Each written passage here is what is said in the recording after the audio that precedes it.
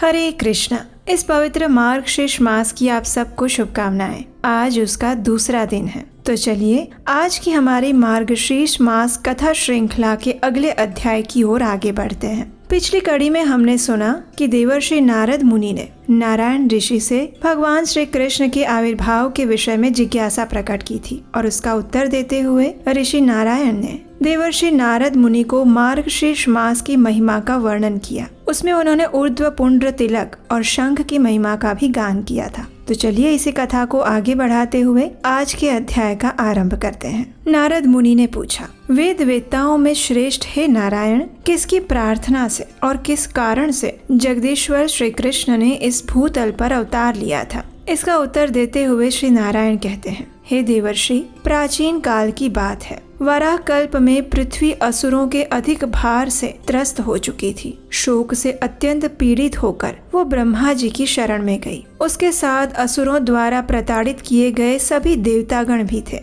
उन सब का मन अत्यंत उद्विग्न हो रहा था। देवी पृथ्वी उन सभी देवताओं के साथ ब्रह्मा जी की दुर्गम सभा में पहुंची। वहां उसने देखा कि देवेश्वर ब्रह्मा जी ब्रह्म तेज से जाज्वल्यमान दिख रहे थे। बड़े बड़े ऋषि, मुनि, सिद्धगण और सभी लोग उनकी सेवा में उपस्थित थे और स्वयं ब्रह्मा जी कृष्ण ये 2 अक्षर के पर ब्रह्म स्वरूप मंत्र का जप कर रहे थे। उनके नेत्र भक्ति जनित आनंद के अश्रुओं से भरे हुए थे। उनके संपूर्ण अंगों में रोमांच हो आया था। देवताओं के साथ पृथ्वी ने भक्ति भाव पूर्वक उस ब्रह्मा जी को प्रणाम किया। उसके बाद पृथ्वी ने दैत्यों के भार इत्यादि का संपूर्ण वृत्तांत कह सुनाया। वो अपने आंखों में अश्रु भरकर और पुलकित शरीर के साथ ब्रह्मा जी की स्तुति करने लगी और रुदन करने लगी। पृथ्वी की स्थिति को देखकर सृष्टि के रचयिता ब्रह्मा जी ने उससे पूछा, हे भद्रे, किस बात से आप इस प्रकार स्तुति कर रही हैं और रुदन कर रही हैं? बताइए, किस उद्देश्य से आपका यहाँ आगमन हुआ है? आप विश्वास कीजिए, आपका अवश्य ही कल्याण होगा। हे कल्याणी, स्थिर हो जाओ, शांत हो जाओ। मेरे रहते हुए तुम्हें किस बात का भय है? इस प्रकार पृथ्वी देवी को आश्वासन देकर ब्रह्मा जी ने सभी देवताओं से आदर पूर्वक पूछा, हे देवगण, किस कारण से आप सभी मेरे पास आए हैं? ब्रह्मा जी के ये प्रश्न सुनकर सभी देवताओं ने उनसे कहा, हे प्रभु, पृथ्वी दैत्यों के भार से दब चुकी है। हम भी उनकी कारण संकट में पड़े हुए हैं। सभी दैत्यों ने हमें ग्रस लिया है। आप स्वयं जगत के सृष्टा हैं, शीघ्र ही हमारा उद्धार करें। हे ब्रह्मन, आप ही इस पृथ्वी की गति हैं, इसे शांति प्रदान करें। हे पितामह, ये पृथ्वी जिस भार से पीड़ित है उसी कारण से हम भी दुखी हैं, अतः आप हमारे भार का हरण कीजिए। देवताओं की बात सुनकर जगत के सृष्टा ब्रह्मा जी ने पृथ्वी से पूछा, हे पुत्री, तुम भय छोड़कर मेरे पास सुख पूर्वक रहो। हे पद्मलोचने, बताओ, किसका ऐसा भार आ गया है जिसे सहन करने में तुम असमर्थ हो गई हो? मैं उस भार को अवश्य दूर करूंगा। निश्चय ही तुम्हारा कल्याण होगा। ब्रह्मा जी के इस आश्वासन पूर्ण वचनों को सुनकर पृथ्वी देवी के मुख पर और नेत्रों में प्रसन्नता आ गई। अपने पीड़ा का वर्णन करते हुए उन्होंने कहा, हे तात, सुनिए, मैं अपने मन की व्यथा बता रही हूँ। विश्वासु बंधु बांधव के सिवा दूसरे किसी को मैं ये बात नहीं बता सकती, क्योंकि स्त्री जाति अबला है। अपने सगे बंधु, पिता, पति और पुत्र सदा उनकी रक्षा करते हैं, लेकिन दूसरे लोग निश्चय ही उसकी निंदा करने लगते हैं। जगत पिता, आपने मेरी सृष्टि की है, इसलिए आपसे अपने मन की बात करने में मुझे कोई संकोच नहीं है। मैं जिनके भार से पीड़ित हूँ उनका अब मैं आपको परिचय सुना रही हूँ। सुनिए, जो श्री कृष्ण भक्ति से हीन है और जो श्री कृष्ण भक्त की निंदा करते हैं, उन महापातकी मनुष्यों का भार वहन करने में मैं सर्वथा असमर्थ हूँ। जो अपने धर्म के आचरण से शून्य हो गया है और अपने नित्य कर्म से रहित है, जिनकी वेदों में कोई श्रद्धा नहीं है, उनके भार से मैं पीड़ित हूँ। जो पिता, माता, गुरु, स्त्री, पुत्र, पोष्य वर्ग का पालन पोषण नहीं करते हैं, उनका भार मैं वहन नहीं कर पा रही हूँ। हे पिताश्री, जो मिथ्यावादी हैं, जिनमें दया और सत्य का अभाव है, जो गुरुजनों और देवताओं की निंदा करते हैं, उनके भार से मुझे बड़ी पीड़ा होती है। जो मित्र का द्रोह करते हैं, कृतघ्नी हैं, झूठी गवाही देने वाले हैं, विश्वासघाती और धरोहर को हड़प कर लेने वाले हैं, उनके भार से भी मैं पीड़ित रहती हूँ।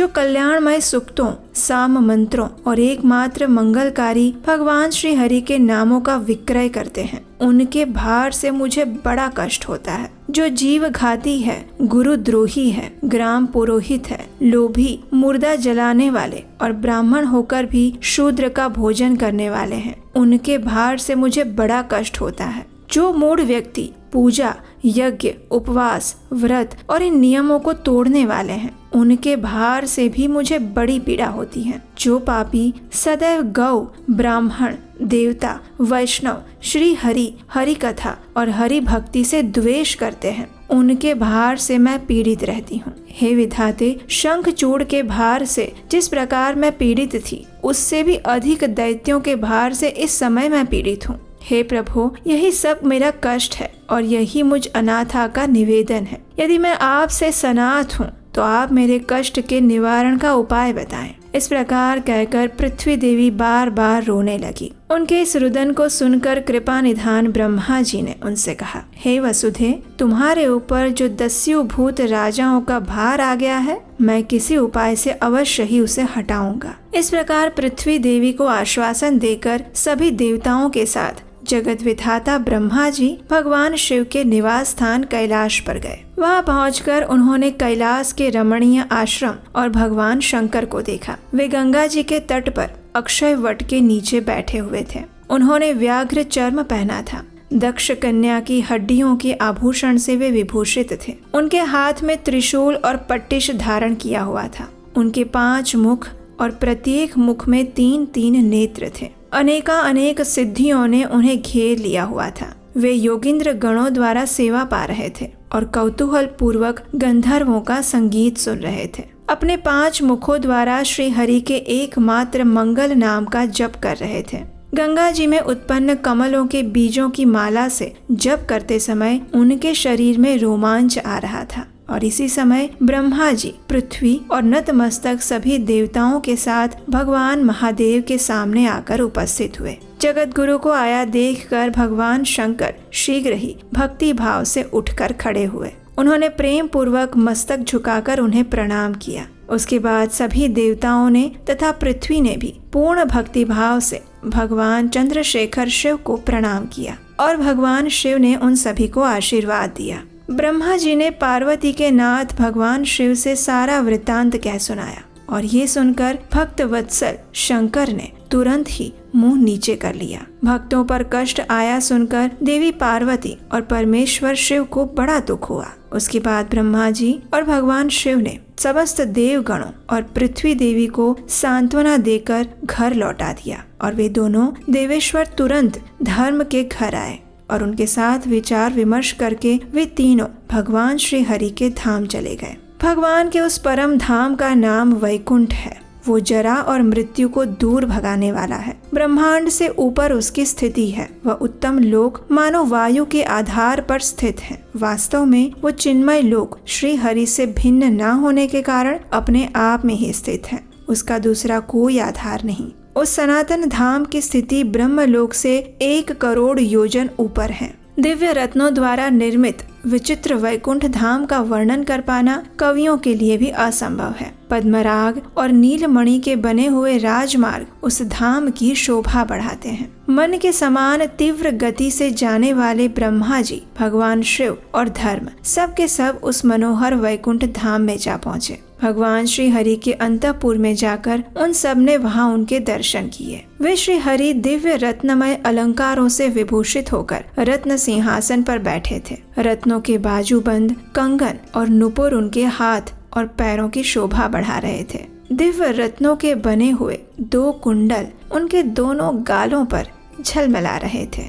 उन्होंने पीताम्बर वस्त्र धारण किया हुआ था। आजानुलंबिनी वनमाला उनके अग्रभाग को सुशोभित कर रही थी। देवी सरस्वती के प्राण वल्लभ श्री हरि शांत भाव से बैठे हुए थे। देवी लक्ष्मी उनके चरणार विंदों की सेवा कर रही थी। करोड़ों कंदर्पों की लावण्य लीला से वे प्रकाशित थे।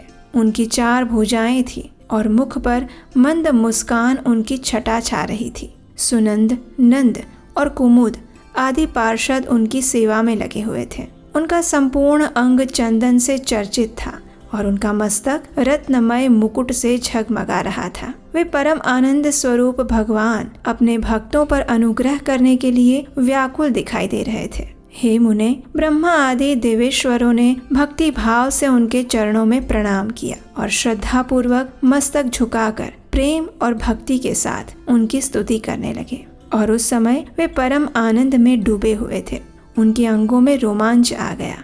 और उसके बाद ब्रह्मा जी ने कहा, हे प्रभु, मैं शांत, सर्वेश्वर और अच्युत उन कमलाकांत को प्रणाम करता हूँ, जिनकी हम तीनों विभिन्न कलाएं हैं और समस्त देवता जिनकी कला की भी अंश कला से उत्पन्न हुए हैं। हे निरंजन, मनु, मुनिंद्र, मानव और चराचर प्राणी आपसे ही आपके कला की अंश कला द्वारा प्रकट हुए हैं। इतना कहने के बाद भगवान शंकर ने कहा, हे प्रभु, आप अविनाशी और अविकारी हैं। योगी जन आप में रमण करते हैं। आप अव्यक्त ईश्वर हैं।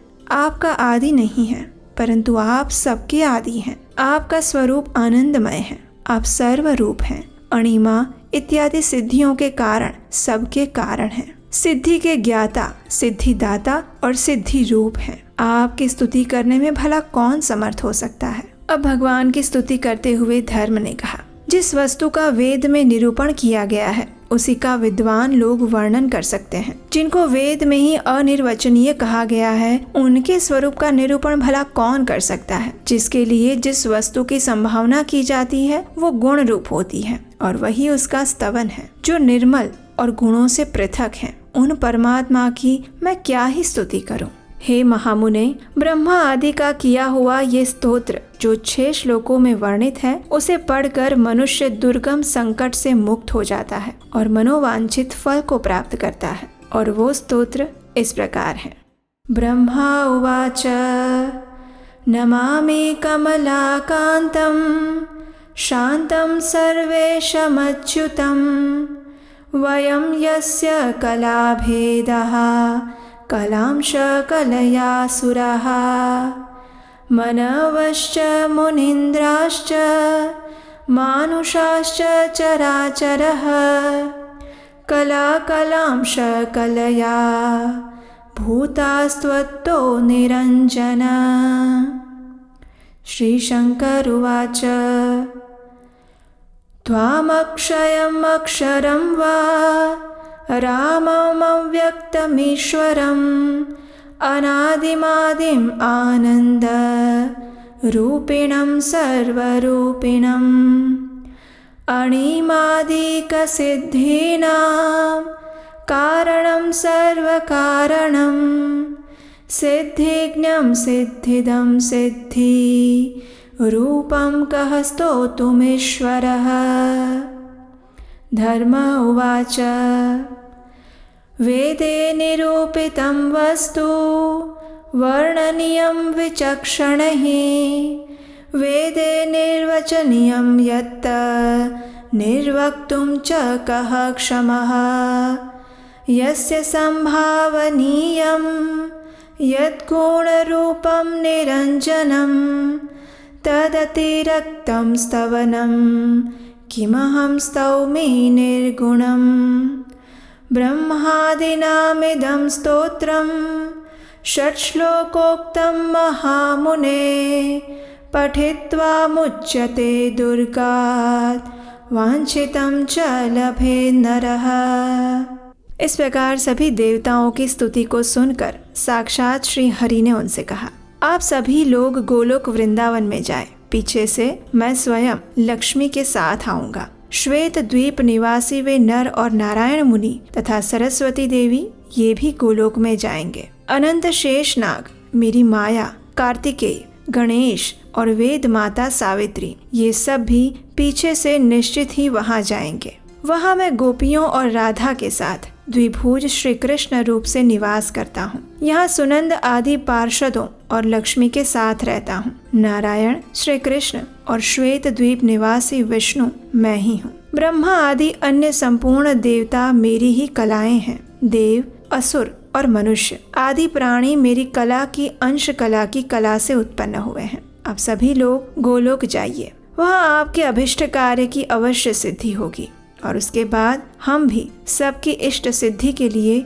वहां आ जाएंगे। इतना कहकर भगवान श्री हरि उस सभा में शांत हो गए। तब उन सभी देवताओं ने उन्हें प्रणाम किया और वहां से अद्भुत गोलोक की यात्रा पर चले गए। वो उत्कृष्ट और विचित्र परम धाम जरा एवं मृत्यु को हर लेने वाला है। वो अगम्य लोक वैकुंठ से 50 करोड़ योजन ऊपर है और भगवान श्री कृष्ण की इच्छा से निर्मित है। उसका कोई बाह्य आधार नहीं है। भगवान श्री कृष्ण ही वायु रूप से उसे धारण करते हैं। वे ब्रह्मा आदि देवता उस अनिर्वचनीय लोक की ओर जाने के लिए उन्मुख हो गए। उन सबकी गति मन के समान तीव्र थी, इसलिए वे सभी विरजा के तट पर आ पहुँचे। सरिता के तट का दर्शन करके उन देवताओं को बड़ा आश्चर्य हुआ। विरजा नदी का वो तट प्रांत शुद्ध स्फटिक मणि के समान उज्जवल, अत्यंत विस्तृत और मनोहर था। मोती, माणिक्य और उत्कृष्ट मणि रत्नों की खानों से सुशोभित था। काले,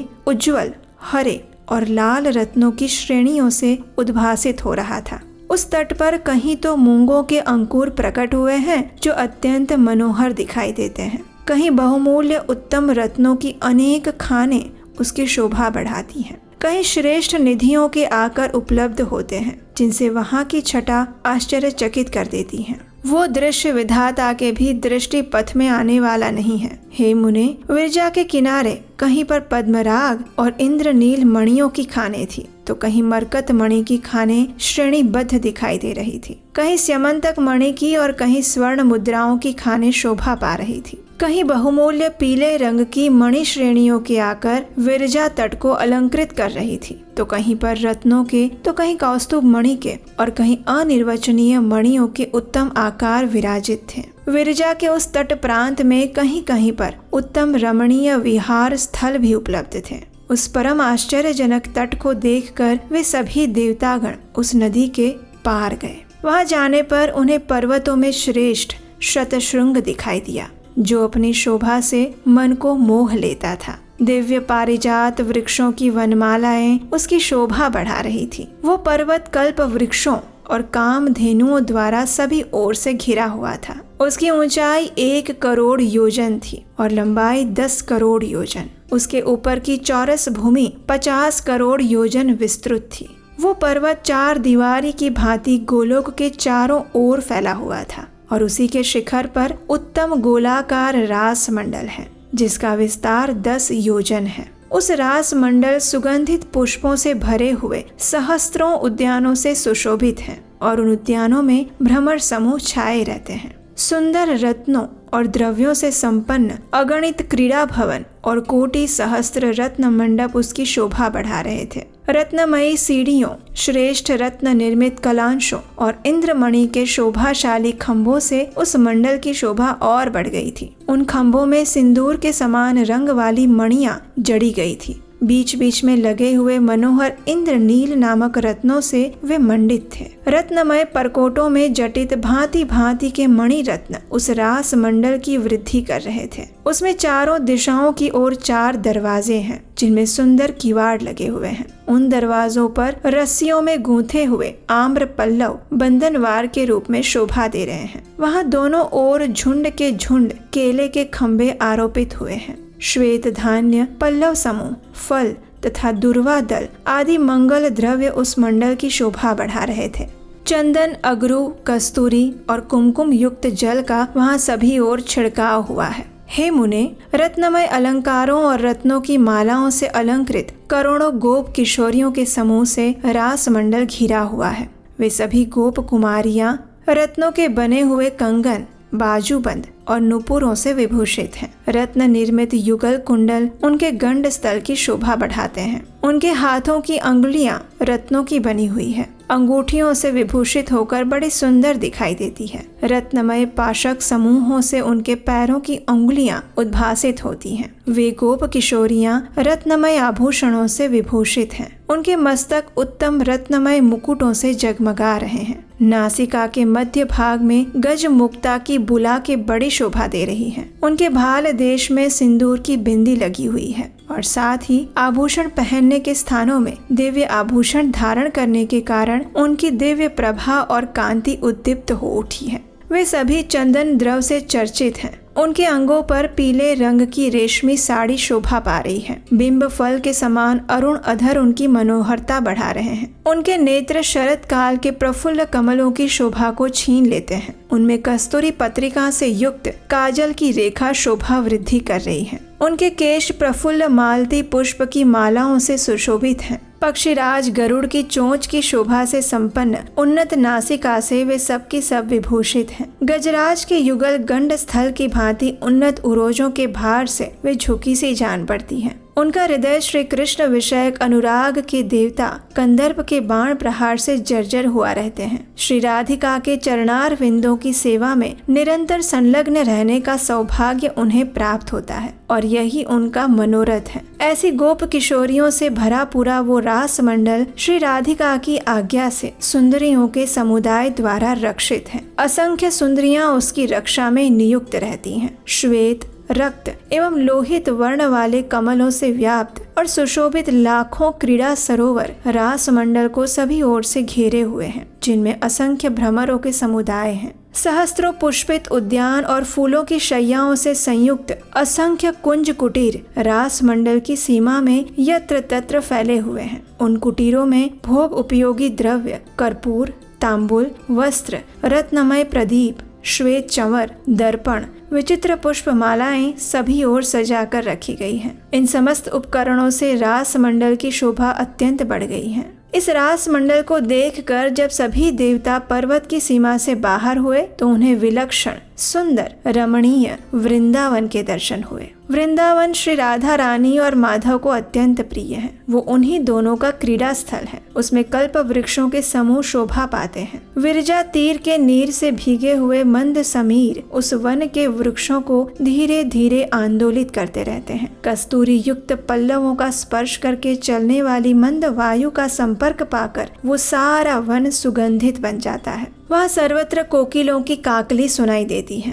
वो वन प्रांत कहीं तो केली कदम्बों के समूह से कमनीय और कहीं मंदार, चंदन, चंपा, अन्य अन्य सुगंधित पुष्पों की सुगंध से सुवासित हो रहा है। उसमें आम, नारंगी, कटहल, ताड़, नारियल, जामुन, बेर, खजूर, सुपारी, आमड़ा, नींबू, केला, बेल और अनार आदि के मनोहर वृक्ष समूह और सुपक्व फलों से लदे हुए अनेक वृक्षों द्वारा उस वृंदावन की शोभा बढ़ रही है। उसमें अनेक वृक्षों के शोभाशाली समुदाय हैं। कल्प वृक्षों के समूह उस वन की शोभा बढ़ाते हैं। मल्लिका, मालती, कुंद, केतकी, माधवी लता और जूही इत्यादि लताओं के समूह भी सभी ओर फैले हुए हैं। वहाँ रत्नमय दीपों से प्रकाशित धूप की गंध से सुवासित असंख्य कुंज कुटीर वन में शोभा पा रही हैं। वहाँ चंदन का छिड़काव हुआ है। उन कुटीरों के अंदर फूलों की शैयाएं बिछी है जो पुष्पमालाओं की जाली से सुशोभित हैं। उस वन के भीतर सुंदर सुंदर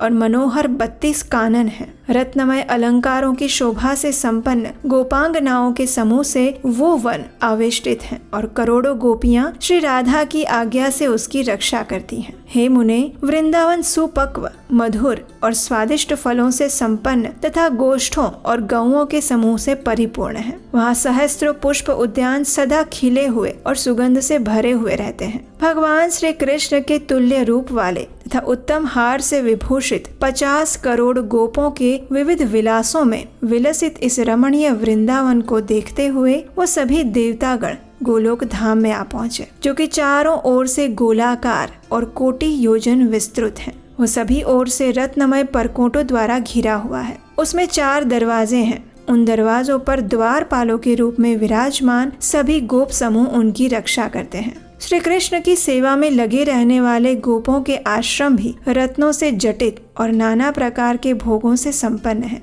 और उन आश्रमों की संख्या भी 50 करोड़ है। इनके सिवा भक्त गोप समूहों के 100 करोड़ आश्रम हैं, जिनका निर्माण पूर्वोक्त आश्रमों से भी अधिक सुंदर है। वे सब के सब उत्तम रत्नों से गठित हैं। उनसे भी अधिक विलक्षण और बहुमूल्य रत्नों द्वारा रचित आश्रम भगवान के पार्षदों के हैं और उनकी संख्या 10 करोड़ है। पार्षदों में भी जो प्रमुख लोग हैं वे श्री कृष्ण के समान रूप धारण करके रहते हैं। उनके लिए उत्तम रत्नों से निर्मित 1 करोड़ आश्रम है। राधा रानी में विशुद्ध भक्ति रखने वाली गोपांगनाओं के 32 करोड़ दिव्य और श्रेष्ठ आश्रम हैं। उनकी रचना उत्तम श्रेणी के रत्नों द्वारा हुई है। उनकी जो किंकरियां हैं उनके लिए भी मणि रत्न आदि के द्वारा बड़े सुंदर और मनोहर भवन बनाए गए हैं और उनकी संख्या 10 करोड़ है। वे सभी दिव्य आश्रम और भवन वृंदावन की शोभा का विस्तार करते हैं। सैकड़ों जन्मों की तपस्याओं से पवित्र हुए जो भी भक्तजन भारतवर्ष की भूमि पर श्री हरि की भक्ति में तत्पर रहते हैं, वे कर्मों के शांत कर देने वाले हैं। उनके कर्म बंधन नष्ट हो जाते हैं। हे मुनीश्वर, जो सोते जागते प्रत्येक क्षण अपने मन को भगवान श्री हरि में लगाए रहते हैं और दिन रात राधा कृष्ण, श्री कृष्ण, हरे कृष्ण इत्यादि नामों का जप किया करते हैं, उन श्री कृष्ण भक्तों के लिए भी वहाँ गोलोक में बड़े मनोहर निवास स्थान बने हुए हैं। उनमें इंद्रनील मणियां जड़ी हुई है। उत्तम मणिरत्नों द्वारा निर्मित वे भवन भांति भांति के भोगों से संपन्न हैं। पुष्पशैया, पुष्पमाला, दर्पण और श्वेत चामरों से सुशोभित हैं और ऐसे भवनों की संख्या 100 करोड़ है। इस प्रकार देवतागण संपूर्ण गोलोक वृंदावन का दर्शन करते हुए धीरे धीरे आगे बढ़ रहे थे और अब आगे जाकर वो किस प्रकार और किस स्थान को देखते हैं, इसका वर्णन हम इसी कथा श्रृंखला की अगली कड़ी में सुनेंगे। तो उसे सुनने के लिए और इस पवित्र मार्गशीर्ष मास में परम भगवान श्री कृष्ण के चरण कमलों में अपने मन और हृदय को सदैव केंद्रित रखने के लिए हमारे साथ बने रहिए। अगर इस चैनल को सब्सक्राइब नहीं किया है तो याद से कर लीजिए, नोटिफिकेशन भी ऑन करके रख लीजिए। आप हमारे व्हाट्सएप ग्रुप और टेलीग्राम ग्रुप के साथ अगर जुड़ेंगे तो भी आपको ये सारी कथाएं दैनिक रूप से प्राप्त होती रहेंगी। उन सब का लिंक नीचे डिस्क्रिप्शन बॉक्स में दिया है। तो चलिए इस अत्यंत पवित्र मार्गशीर्ष मास में भी अपने मन, शरीर और चेतना को परम भगवान श्री कृष्ण के चरण कमलों में केंद्रित करते हैं और उनसे उनकी शुद्ध भक्ति की याचना करते हैं। हरे कृष्णा।